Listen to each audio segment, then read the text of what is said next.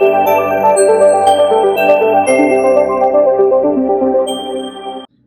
bienvenue les Gémeaux, on va continuer avec vous. Donc, toujours, pardon, le tarot Zen d'Osho. Un petit tirage de 3 cartes assez rapide, hein, 5 à 10 minutes, pour vous expliquer un petit peu comment va se passer votre mois de mai, ou peut-être vous donner des pistes de réflexion sur les actions à mener pendant ce mois et si tout va bien se passer, etc. Alors, on commence avec la première carte. Au-delà de l'illusion. Alors, votre première carte qui sort, c'est un arcane majeur du jeu et c'est le 20, donc c'est l'avant-dernier, c'est-à-dire qu'on est dans une étape d'aboutissement. Ça veut dire aussi qu'on arrive à y voir beaucoup plus clair.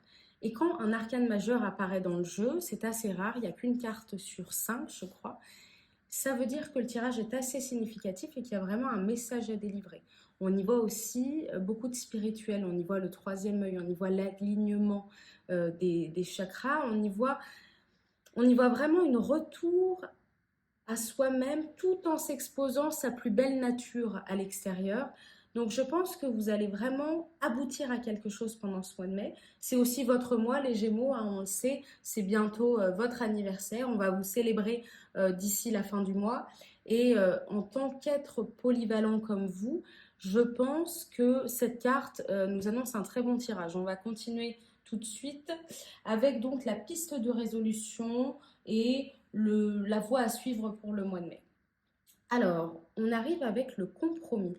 Le compromis, c'est donc la série de l'arc-en-ciel qui correspond un petit peu au lien entre la terre et le ciel.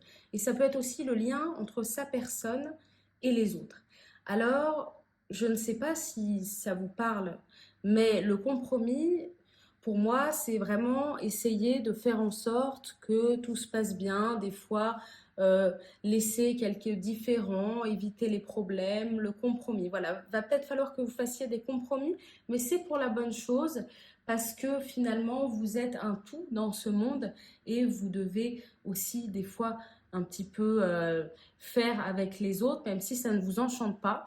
Je vais voir ce que nous réserve la dernière carte. La dernière carte, elle est vraiment indiquée sur l'action. Alors l'action à mener, visiblement, c'est de l'introspection. La série de l'eau, c'est vraiment la connexion à son être, à soi-même, à son intérieur. Il y a beaucoup d'introspection, mais il y a quand même, je vois de l'eau, je vois pas mal d'expériences autour de l'eau, peut-être un voyage ou quelque chose comme ça. Vous allez vous rapprocher de quelque chose, de l'air frais. Vous allez prendre l'air frais tout en arrivant, pardon, à s'introspecter, à méditer et à faire un travail de l'intérieur. Parce que vous le voyez aussi sur cette image, il y a beaucoup de voix et de choses autour de vous qui vous disent pas mal de choses, mais il faut aussi apprendre à s'écouter. Et quand on arrive à comprendre son être intérieur, on est beaucoup plus fort dans ce monde. Donc les Gémeaux, je pense que quand je vois les 3 cartes, je vois vraiment, va falloir compiler un petit peu avec les autres ce mois de mai. Ça va pas toujours être facile, mais on a cet arcane majeur qui nous dit qu'il y a quand même un retour à l'être et on se sent bien, on se sent heureux pendant ce mois de mai. On se comprend mieux, on visualise plus de choses et la vie est plus douce. Donc c'est ce que je vois ici. Et voyez que l'eau apparaît dans ce tirage en termes de solutions. Pensez peut-être à vous reconnecter un petit peu à l'eau si c'est un élément que vous aimez.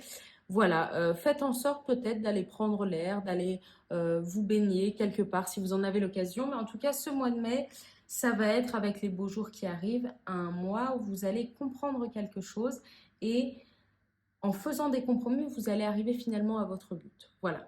Écoutez, c'est la fin de ce petit tarot. J'espère qu'il vous a plu et je vais passer tout de suite au signe suivant. Merci à tous les Gémeaux.